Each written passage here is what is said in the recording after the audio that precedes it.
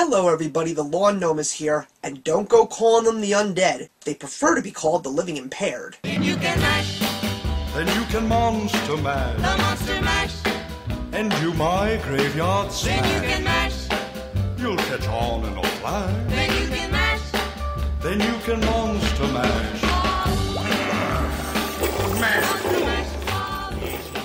It's that time again. Halloween is here, and that means it's time for my Halloween double feature special. I saw two, not necessarily horror movies, but they were more in the fantasy/horror comedy role. The first movie I want to talk about is the Steven Spielberg produced, Chris Columbus written Gremlins. And I had not seen Gremlins in such a long time, and if you haven't seen Gremlins, you have no idea what you're missing.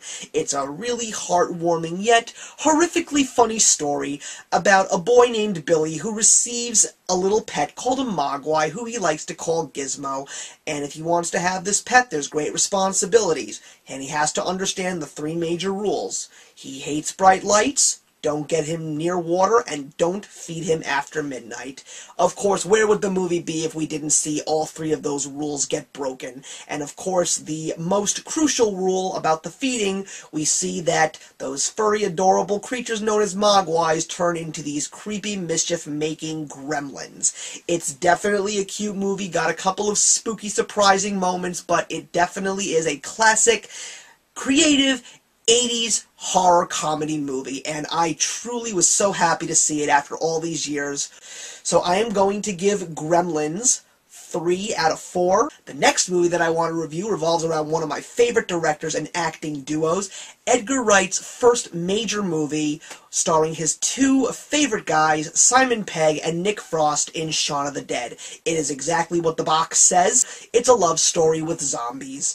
This is definitely one of the best horror comedies I have ever seen, and the most interesting part about it is it's not a story that actually shows you the plot right up front. You'll obviously figure out what the plot is in this movie, but the cool thing is all of the major events that lead up to Shaun and his friends fighting the zombies and trying to live, it all happens in the background while they're just going through their typical day at work.